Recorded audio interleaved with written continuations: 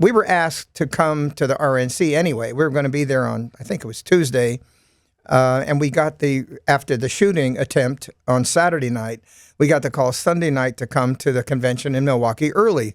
And they didn't really tell us what it was about, but I kind of figured that they needed me there as his ally. Mm-hmm. And so, sure enough, then it came on Monday morning, and they said, you're going to actually introduce the president when he walks in the building.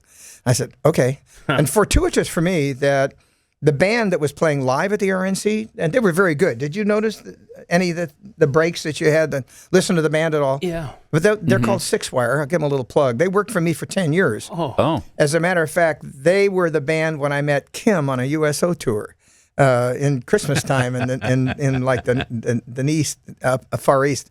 So they gave me the opportunity, exactly what I needed, because the RNC basically had said when President Trump comes into the building, choose your moment, and then introduce him.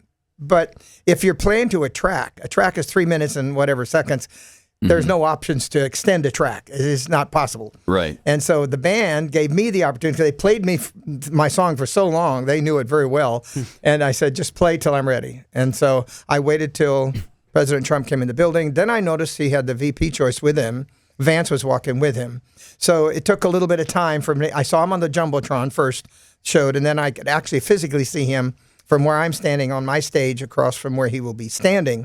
Mm-hmm. And he deliberately walked up the steps and got in place. And I was focused on his son as well, Don Jr., because he wasn't the usual kumbaya and looking around and applauding and like, this is great, here's my dad. No, he was serious. He was more serious about looking around, is there anybody going to take another shot at my father? Yeah, I bet they were nervous. So when he finally got in place and the vice president then got in place and he turned and faced me, I got eye contact with him for just a second. Because we've had this moment before, and I knew that was the moment to introduce him. So I just said what I felt. It's awesome. And then sang the rest of my song. Is it true that he never sought your permission to start playing God Bless the USA at all his rallies? We never talked about it. Never talked to him. He just did it, and you were fine with it, unlike most artists. Well, I'm a conservative Christian. Let's just put that out there. I'm a Reaganite, as a matter of fact. I sang for Reagan. And he used the song, too, if I'm not mistaken. And 41 was my very close friend. Yeah. I knew him his entire career.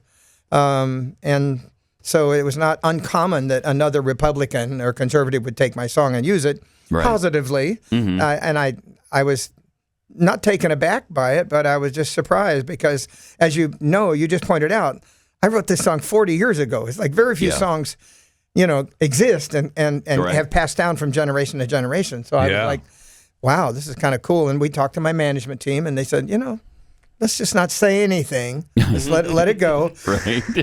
And what we did is previous inauguration, of course, a lot of people tried to scare us off from singing. And I'd sang 41's inauguration at the Lincoln Memorial, and I sang Trump's inauguration at the Lincoln Memorial. Times a year, we would take your tax money and decide where it goes for American culture. My name is Jeff Fisher. It was very important, Jeff, that we make sure that culture thrives, American culture. And I learned an awful lot. We meet 3 times a year in Washington, D.C. until the pandemic, and then we started doing virtual. As you know, everything else went virtual. But whatever the budget is allowed by Congress, that we would have these organizations vetted, and some are constant, like the New York Ballet, the San Francisco Symphony. I mean, there are things that are always given a grant by the NEA to continue to exist. They need an oboe player, they need a timpani player. There's a little bump in their grant, but people can apply for a grant to the NEA, National Endowment of the Arts. And I was a member of that for 14 years. I was a 6-year appointment by 43, but nobody replaced me for 14 years. Yeah. So I worked for 3 different administrations on both sides of the aisle. And this guy kicked you to the curb. Until, the old Biden decided I should go. And so I was, all right. Oh, interesting, too, to note that speaking of old Biden, he's 81 years old. You guys are the same age. Yes, we are. But you would never guess that. Nope. That's for sure. I mean, you have not slowed down, man. You are constantly on the move. That's for sure. Well, I've been blessed. I'm grateful for what God has given me as a gift of health.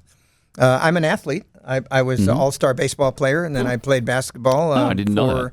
25 years, and then I went to racquetball and played that for another 20 years. Awesome. Apparently worked. Yeah. Well, Yeah. I don't know. Sometimes, if you look at professional athletes, sometimes it weirdly wears them out early. I don't know that wears this out, but it certainly takes a toll on your body. And as an amateur athlete, I've had some work on my knees and my back, but I'm still good. I'm good to go. As you know, I'm an advocate for the military and particularly wounded warriors. We build a lot of homes for them, and it's really important to do, and we will continue to do that. So I don't think. I think we bridge the gap between people, Democratic, a Democrat and Republican, liberal and conservative, because of our work with the military and the evangelical crowd, the Christian crowd. So I don't think people say, "Oh, your song is just for the Republicans." I think everybody recognizes it's not, and it wasn't to begin with. So there's not a lot of pushback, but I do agree with you. There is an anti-culture that says we hate America. And I don't know why. I just can't figure that out. This is the greatest country on earth. We've taken and given blood on shores across this world to protect other people and free other countries. And I travel the world as an ambassador for America. And we stay out of those places that could be really dangerous. But people know who we are when we travel, and we don't project anything but positiveness and a good ambassador for the United States. And that's what everybody on the planet wants the same thing, really. They want a nice life for their family. It's up here in the politics that it gets all confused, and I just hate that.